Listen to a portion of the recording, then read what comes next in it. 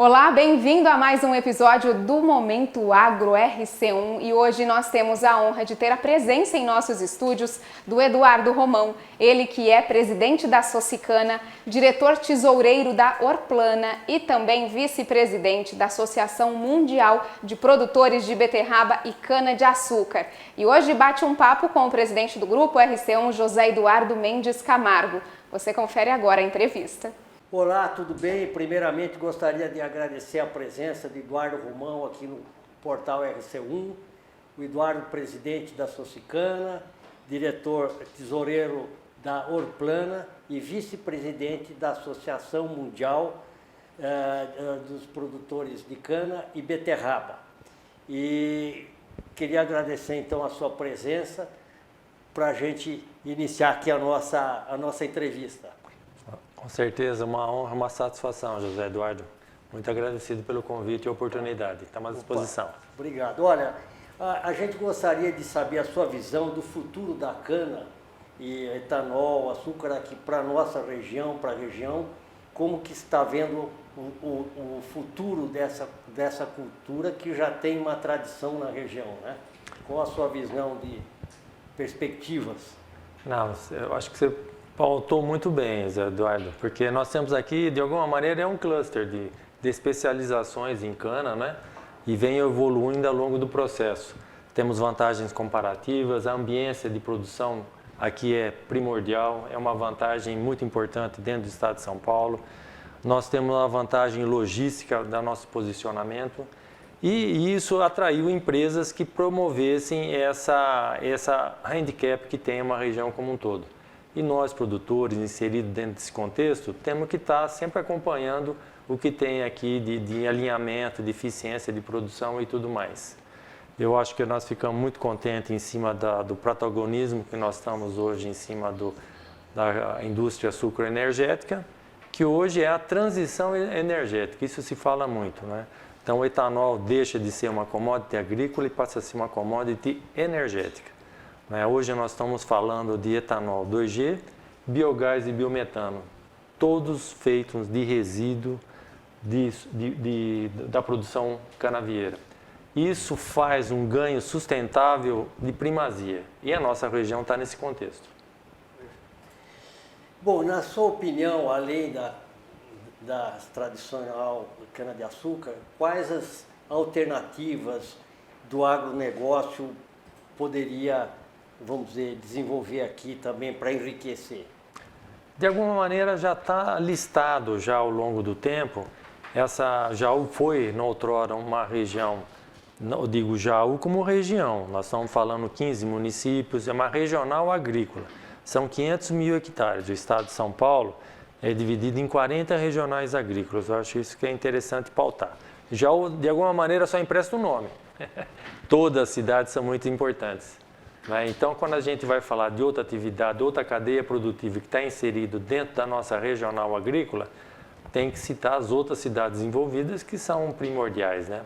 Então, uma segunda cadeia de importância para a nossa, fora a cana-de-açúcar, é a cadeia do café. Não é? Ela está posicionada em vários municípios da nossa região, não é? E nós somos em volume de produção, dentro do estado de São Paulo, que é o terceiro nacional, nós estamos em quinto lugar.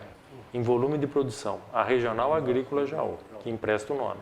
Então, nós temos vários municípios que estão inseridos nesse contexto, Dois Córregos é um deles, Torrinha, Brotas, Bocaina, Bariri, Menos, enfim. São diversos outros municípios, né, que têm essa produção e tem essa excelência de qualidade que vem subindo ao longo do tempo. Temos também na segunda linha ali em competição, temos tanto frango de corte quanto a produção de frango de corte e laranja também tem uma exuberância. Hoje ainda produzimos 11 milhões de caixas de laranja aqui nessa regional agrícola, né? Tem a sua importância. Nós temos também a ave de corte, são 60 mil toneladas de carne de corte processada.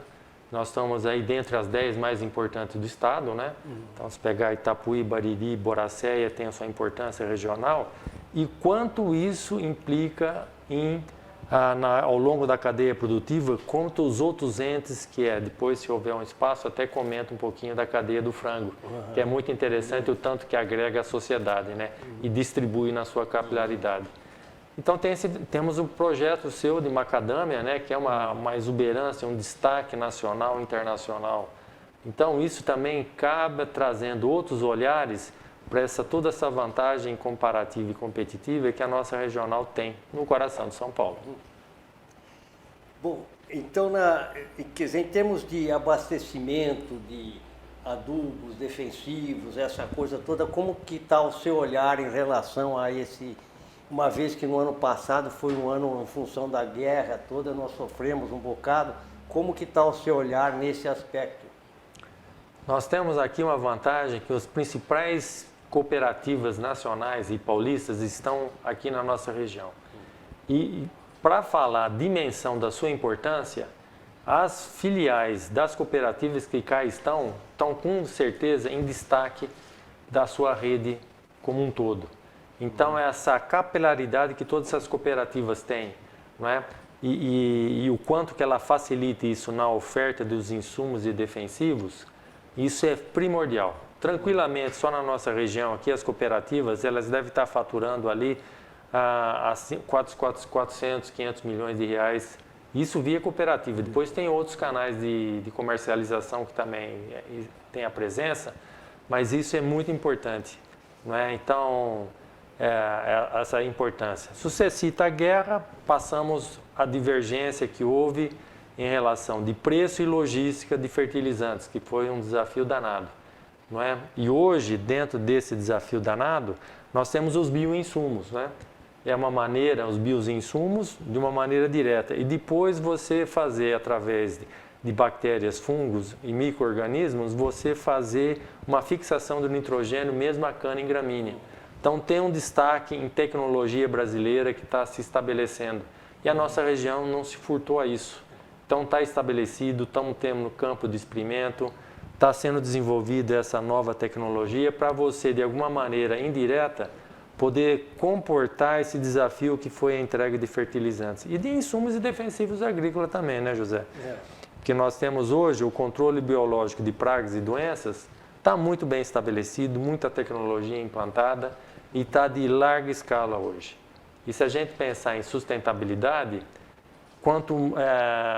tem algumas metas. Se você diminuir o número de os quilos de princípio ativo hectareano que você vem usando, você tem uma vantagem em sustentabilidade, em posicionamento do seu produto no seu mercado. Isso é muito importante.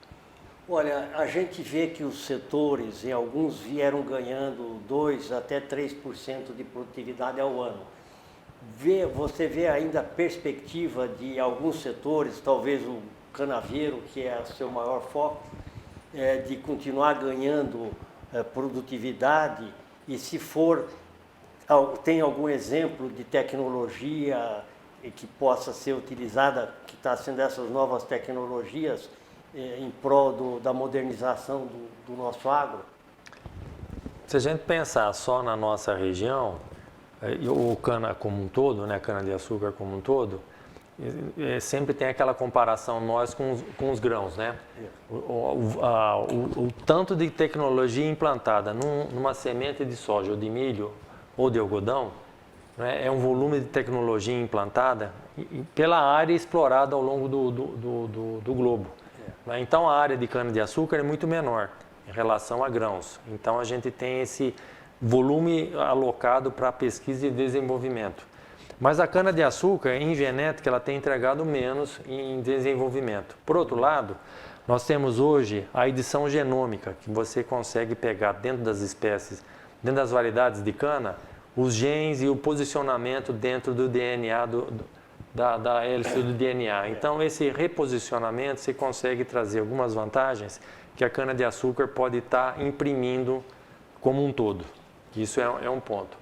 Agora, se nós pensarmos como a nossa região, como nós passamos dentro de um prazo aí de 10 anos para trás, houve uma dificuldade econômica de alguns grupos, né? E isso acabou trazendo a nossa produção de cana-de-açúcar abaixo da média nacional do estado, não é? E agora, com esses novos grupos que cá estão, com esse investimento em tecnologia e fazer que ele, naquela ambiência que está alocado, trazer a produtividade adequadamente ao nível, esse tem um espaço para crescer em volume na nossa região. A cana, como um todo, ela vai trazer nessa transição energética. Nós vamos ter o etanol 2G, que vai dar uma alavanca danada, o biometano e o biogás. São esses elementos que realmente nós vamos fazer uma produção de resíduo. Então, nós vamos ficar com etanol por hectare. Antes, nós estávamos limitados a 6 mil litros, nós vamos para 9 mil litros por baixo. Não é? E o biogás e o biometano vai ser fundamental nesse processo, principalmente para destacar depois a produção do hidrogênio verde, né? Para você fazer um outro nível de fertilizantes, os nitrogenados, através do hidrogênio verde. Bom, eu fiquei curioso de saber um pouco da cadeia da avicultura aí, que é um case, né? Se puder dar uma explicada sobre ela. Não, é muito interessante. Porque nós estamos numa região que não tem a produção de grãos, não temos a produção de grãos para abastecer essas unidades aqui implantadas nessa regional agrícola, né?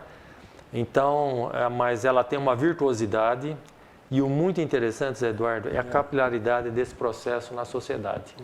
Então, você tem desde as combis que vai na madrugada apanhar os frangos já prontos para serem abatidos, não é? É um terceirizado, isso tem toda uma sociedade envolvida. Depois tem aquele caminhão que vai apanhar esses frangos e armazenar, levar para abastecer a unidade industrial, também é um terceirizado. E isso cada um com a sua margem e cada segmento da sociedade vem subindo perceptivelmente. E depois ele processado na unidade, que já tem uma gama de pessoas empregadas dentro da unidade industrial, que faz uma diferença marcante dentro do município, você tem um outro segmento que é aquele que faz a distribuição do frango pronto. Cada um tem uma linha de produção. E essas pessoas, com a sua expertise individual de comercialização, conseguem desenvolver, se desempenhar e ser um destaque na sociedade. Então eu vejo essa capilaridade, essa oportunidade que a cadeia do frango consegue aplicar na sociedade como um todo, de uma maneira capilar, eu acho muito interessante. E nós temos aqui na nossa região. E a nossa região é um destaque em frango, porque São Paulo é o 5º maior produtor de frango, o Brasil é um dos maiores exportadores, né? Então isso traz uma certa importância e uma responsabilidade para nós, região, que toda essa, não só as vantagens comparativas e competitivas que temos, mas as unidades dessas várias cadeias produtivas que cá estão, de alguma maneira, quem faz política pública tem que estar antenado nisso. Os deputados que por aqui passam tem que estar antenado nessa importância dessas cadeias e cada uma delas tem uma singularidade. Tem que estar aplicando aquela singularidade, a sua cadeia específica também tem uma singularidade. Então, tem que ter uma atenção singular. E nós, como liderança desse processo todo, tem que estar chamando a atenção e buscando para todas as cadeias. Porque não basta a cana prosperar, todas têm que prosperar. Porque, de alguma maneira, nós residimos aqui, é o nosso espaço, é o nosso lar, e nós queremos uma sociedade muito melhor, né, Zé Eduardo? Sem dúvida. Eu acho que essa sua colocação aí, pegando como um case, um exemplo da avicultura, eu acho que nós estamos vivendo assim no mundo, no país, um momento em que a sociedade tem que, de mãos dadas com os poderes públicos, criarem soluções, quer seja para o seu país, seu estado ou a sua região. Porque eu via que há algum tempo um futurólogo dizia que o mundo iria ter muitas ilhas. Então, se a gente conseguir fazer uma ilha de prosperidade no centro-oeste de São Paulo, que é a região onde nós estamos, né, pode ser um case a ser multiplicado, a ser imitado, né? E isso com vários setores, vamos dizer, bem-sucedidos, várias cadeias de produção, e indo desde a tecnologia, do trabalho, da logística e tudo mais, do financiamento, do seguro, tudo aquilo que precisa para consolidar, a gente pode realmente transformar essa região num lugar próspero, né? E aqui eu aproveito para fazer uma pergunta de encerramento, conhecendo a sua visão como liderança de classe, economista e tendo uma breve passagem aí pela parte política, e então olhando a região, na opinião sua, o que nós deveríamos fazer como um todo, quais o trabalho para que a nossa região aqui do centro-oeste seja uma região próspera? No que nós deveríamos nos dedicar ou investir? Eu acho que cada uma delas tem um potencial distinto. Eu comentei da avicultura, né? Ela tem um potencial que tem muito para ser externalizado. A cana-de-açúcar, como eu mencionei para você, nós estamos em franca expansão, porque tem um potencial. A nossa média estava muito baixa, então a margem que tem para crescer é interessante. E as unidades de 2G, etanol 2G, biogás, biometano vão estar sendo instaladas aqui. Então vai abrir outra prospecção, outra demanda de mão de obra. E falando em demanda de mão de obra, hoje nós estamos numa situação de pleno emprego. É uma incongruência até aparentemente, né? Mas essa pleno emprego que nós passamos é uma mão de obra especializada. Aquela mão de obra que não está se especializando, que é um dever público, né? De a gente capacitar as pessoas que não têm essa especialização para poder participar desse mercado que está no pleno emprego. Hoje a rivalidade para um operador de qualquer máquina, equipamento, de qualquer cadeia produtiva, é uma demanda muito intensa. Vamos falar da cadeia do café, que nós somos o 5º maior de São Paulo e o São Paulo é o 3º. Hoje, esse pequeno e médio produtor de café, o volume de tecnologia que ele aplica na sua produção é exemplar. É exemplar. E a qualidade de café que nós estamos entregando nessa região. O quanto tem para avançar nisso, a entrega de qualidade, não só a produção, que é o volume, nós somos em 5º, mas quanto nós temos que avançar em qualidade, em cultivares que está sendo desenvolvido, maneira de colheita que está sendo desenvolvida. Então isso tem que entregar. A nossa macadâmia, a sua macadâmia, tem um espaço, uma prospecção de oportunidades, não em competição, mas complementaridade. Então ela encaixa dentro desse contexto. Então, nós temos como liderança, nós temos que alentar quem faz a política pública e a sociedade como um todo, externalizar esse potencial e essa vantagem comparativas. Porque, de alguma maneira, se a gente não chamar a atenção, a tecnologia de ponta está instalada, ela é sempre em construção. O empreendedorismo dos produtores estão aqui.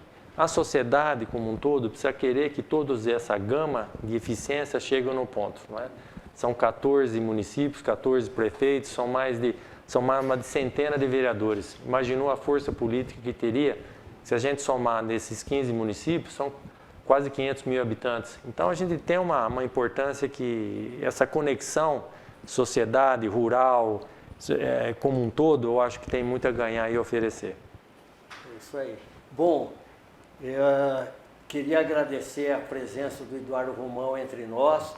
Como vocês viram aí, além do setor sucroalcooleiro em que ele milita principalmente, ele tem toda essa visão como economista e um curioso pelo desenvolvimento regional, né? Então, o programa, o Momento Agro do RC1 agradece aqui a sua presença e queremos tê-lo sempre retornando aqui ao nosso programa com as suas ideias. Sem dúvida. Muito obrigado, Zé Eduardo. Você acompanhou o bate-papo do Eduardo Romão com o presidente do grupo RC1, José Eduardo Mendes Camargo, nos estúdios do portal RC1. Eu te convido a continuar acompanhando a programação do portal RC1 e também no YouTube nós temos uma playlist com todos os programas exibidos aqui em nosso portal. Continue ligado aqui na Rádio Cultura Regional e no portal RC1. Eu te espero no próximo Momento Agro RC1. Até lá, um grande beijo e obrigada pela sua companhia.